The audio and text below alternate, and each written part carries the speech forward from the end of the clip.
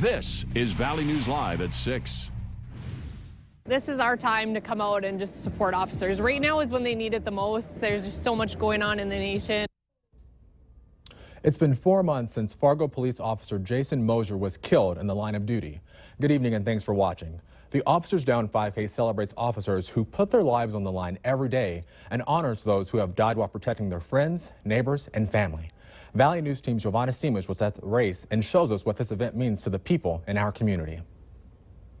In situations like this, it's important to rally around and really get behind fellow law enforcement brothers and sisters and show support for them and their families. Hundreds of people came out to the second Officers Down 5K to honor those who have fallen in the line of duty. For Brianna Gaynor, this event holds a special meaning. I'm the wife of an officer, and this is something that's very, very close to my heart. It's very important to me. And with the loss of Jason, we thought, this is the time we need to come together as a community. A community that has stood strong during a time of tragedy to remember fallen officer Jason Mosier and band together in support of each other. We've learned to cope with them. We have a really great Police Wives support system. So we just want to find another way to come out and give back to our community. That bond that we share together, state, local, federal law enforcement, it kind of keeps the drive going and making sure that we work together to come home safe every day. A hero who emerged from tragedy. Just to see them all come out today and support, our law enforcement and honor Jason is it's so exciting. Gone but not forgotten. Mosier's dedication to protecting the people will always be remembered. In Fargo, Giovanna Simic, Valley News Live. The money raised from the event goes to the Mosier Family Benefit Fund and the Red River Police Auxiliary. After the 5K, a tree dedication ceremony in honor of Mosier was held. The ceremony was moved from Island Park to Shows Arena because of the rain. Fellow officers, along with Mosier's widow, Rachel, shared memories they had with him. The tree, which was donated by the Fargo Parks Department, is not just a gift to Mosier's family, but a gift for everyone to remember his hard work and dedication. I think the community was so wonderful with everything that's gone on with Jason and the family, and so we're just trying to have this as kind of a place for them too to remember. The tree will be planted tomorrow on the north end of Island Park. Wind gusts reached speeds up to 79 miles per hour, and there was hail in some parts of North Dakota this morning. Hail was measured more than 3 inches in diameter in some parts of the state. The storm caused damage across the area, toppling trees and knocking down power lines. Many car dealerships were also hit hard by the hail, which dented cars and cracked windshields. In the valley, we saw rain this morning, which was brought with it dark clouds.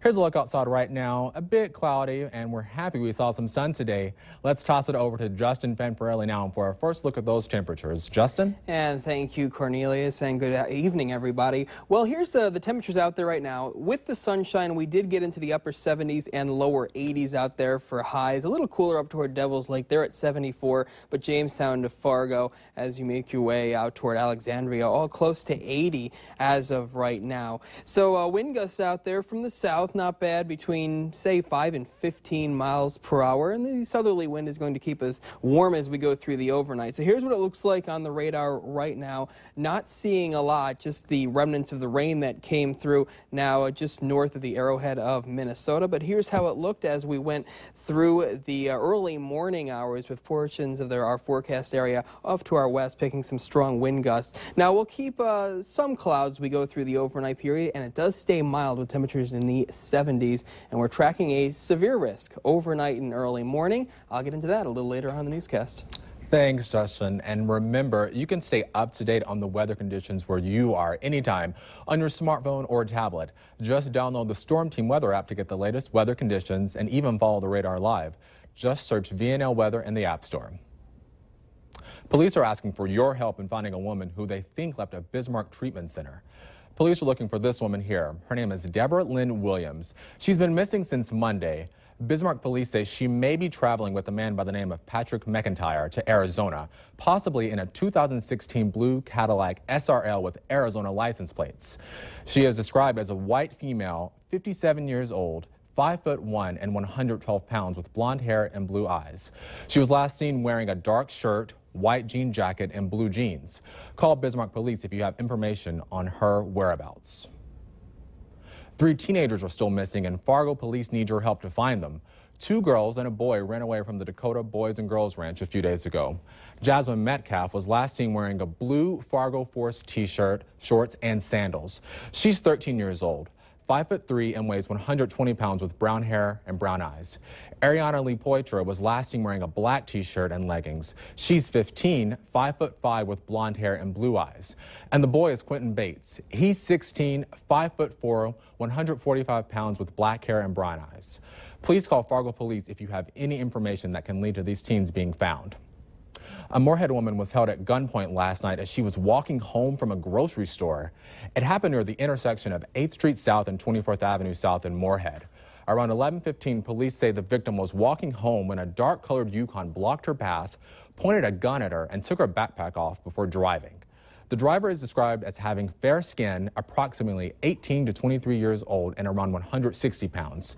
He was last seen wearing glasses, a black hat over his face, a tight shirt, and skinny jeans. Another robbery happened Thursday night in Moorhead, but police say they don't believe the two are related. Contact Moorhead Police if you have any information on either case. And there's new information about the plane crash that happened last night 5 miles north of Hillsboro. A crop duster plane crashed here south of the runway at Sky Tractor. Police say the plane was coming in to refuel. That's when the plane came down short of the runway. The rear wheel touched the ground, causing the plane to nose forward. The pilot was not injured in the accident, and the crash is still being investigated. More than 2,000 people were without power today in the Osgood neighborhood. Crews at first weren't sure what caused the outage, but later figured out a lightning strike on an overhead power line along 40th Avenue South was behind it. The outage lasted for almost an hour and impacted the areas from 45th Street to Cheyenne Street and 40th Avenue down to 45th Avenue South. A medical marijuana dispensary opened in downtown Moorhead today.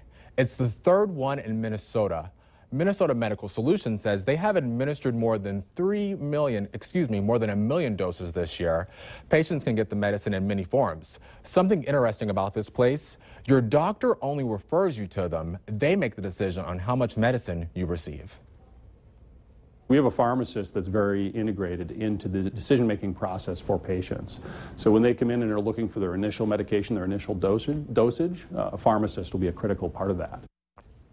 The center will be open every other Saturday, and the company says they could expand their hours if patients increase. You can find that story and more on Valley News Live's Facebook page, where the latest news, weather, and breaking news updates will be on your feed. Just search Valley News Live, like our page, and you'll stay informed throughout the entire day. Later on Valley News Live at 6, a place you can swim and fly in Minnesota? Stay tuned.